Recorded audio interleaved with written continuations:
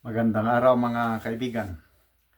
Pag-usapan natin ngayon ang tungkol sa isang tao na nakakaalam kung saan nagtatago si Pastor Apollo Kibuloy. Lumantad na siya. In public, sinabi niya alam niya kung nasaan si Pastor Kibuloy. Okay, gusto ko lang i-remind na meron pa tayong stock ng dark chocolate o yung tablia o cacao. Isa pong pure organic na health drink po ito.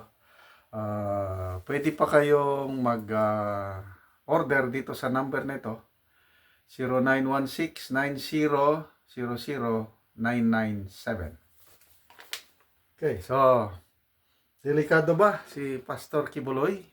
Dahil meron nang nakakaalam sa kinaroroonan niya. Si DJ Bantag, sobra 2 years na siya na hinahanap, nagtatago. Hanggang ngayon, di pa rin siya mahanap-hanap kasi kahit meron ng may bounty sa ulo ni DJ Bantag, I think 2 million pesos. Lumalabas na walang nagsusumbong. Kung meron mang nakakalam, tahimik, hindi nagsasalita yung nakakalam. Kaya nahirapan ang ating law enforcement authorities sa pag-aresto kay DJ Bantag.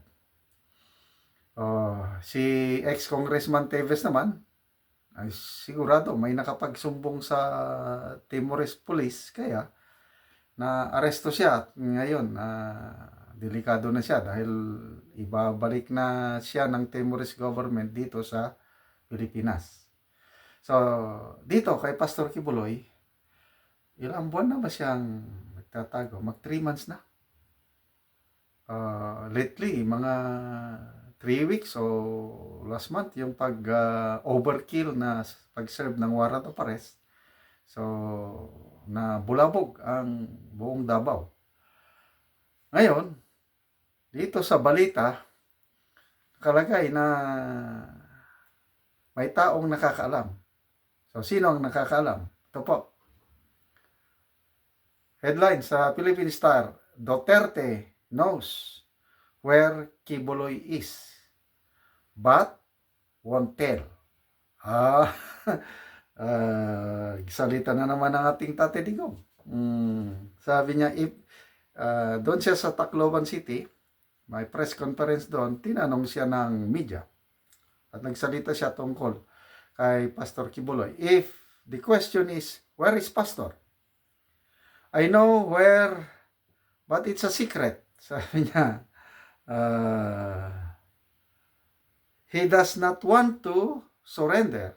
So, don't surrender. Yun lang po. Malala ko nung yung unang mga pag-serve ng warrant of arrest, either Kongreso, Senado, yung Korte, wala, hindi nila mahanap si Pastor Kibuloy.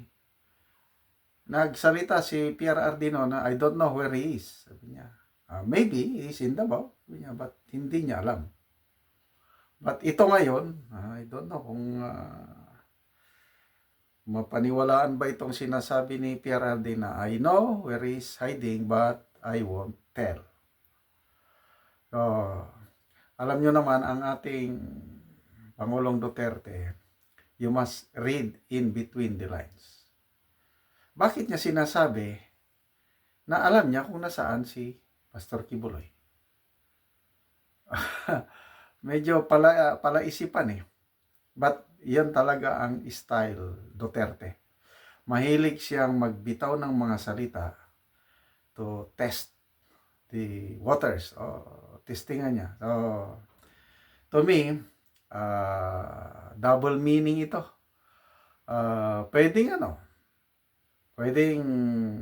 pasaring sa authorities na alam ko kung nasaan kayo, alam nyo ba? Something like that. I don't know kung ano na kasi nagsabi ang kampo ng QOJC, mga abogado, na magpapile sila ng kaso against sa mga pulis. I don't know kung naisampa na. Ito namang PNP, ang alam ko, nagsampa na sila ng kaso laban sa 6 na KOJC members na yung parang humarang ba, na may kutsilyo, may itak, something like that. Yan ang nabasa ko, but I am not sure kung natuloy na. So, labanan na ito ng sampahan ng kaso. Narinig ko mismo, nag-pronounce mismo si PRRD na sabi niya, siya mismo na ang nag-utos na sampahan ng kaso yung siguro mga team leaders, mga commanders ng police raiding team sa KOJC, yung ano ito, yung overkill na pag-serve ng warrant of arrest. Okay? So, yan po ang update kay Pastor ki Apollo Kibuloy. Kung nasaan siya, ako, guess ko lang ito is nandyan lang sa Mindanao, most likely Davao area, napakaluwang ang Davao. So, it's a big challenge sa PNP ngayon. Yung wala pa bang bounty? Ay, wala pa akong nababasa. Paki-comment ko na kung mayroon ng patong sa ulo ni Pastor Kibuloy.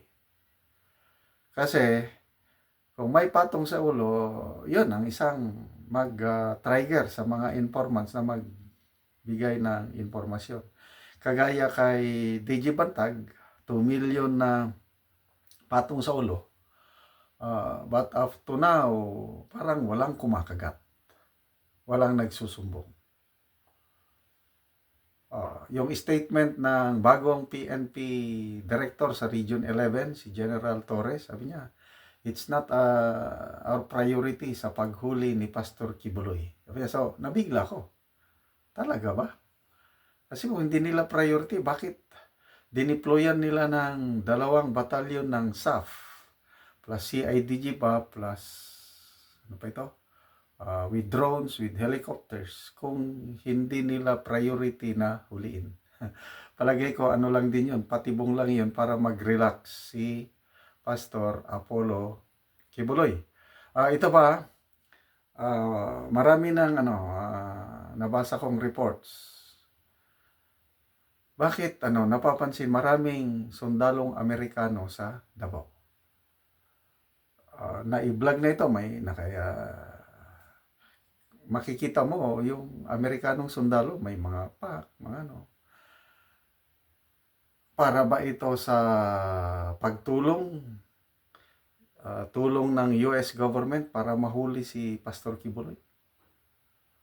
In the same manner, yung maalala nyo yung Mama Sapano 44, yung mga pulis natin na sinawing palad.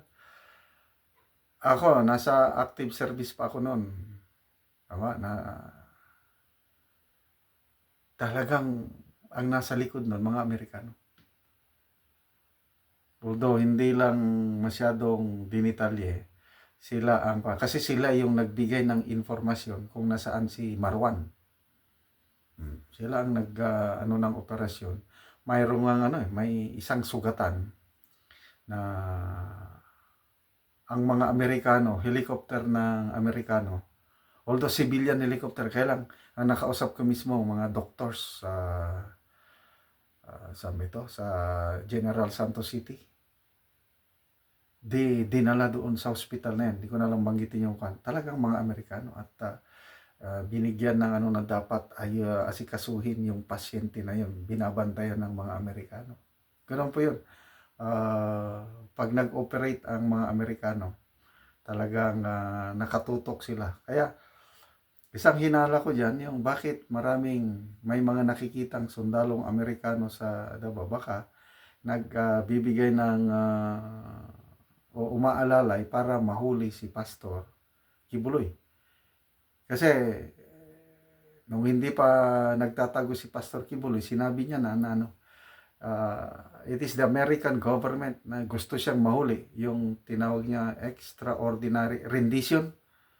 Hindi lang yung basta huli, yung rendition parang anytime pwede may mangyari sa iyo at quits na lang, wala nang kasi bakit hindi extradite Ang supposed to be dyan, kasi may kaso, may indicted si Pastor Kibuloy sa US.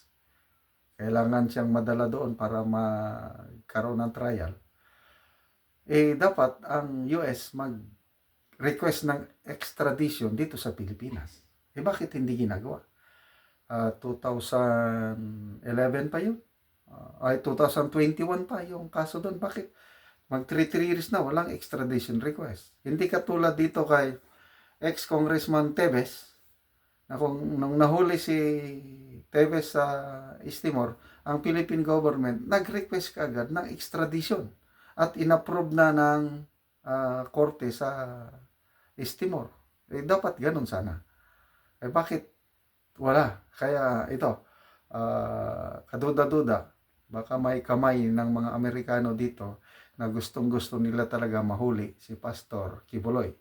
But for PRRD, yung sinabi niyang alam niya at hindi niya sasabihin, medyo style digong yun. Baka pasaring lang yun sa mga law enforcement authorities. Panghamon ba nga, hindi niyo alam. Konting sipag kayo dyan na build up ng intelligence.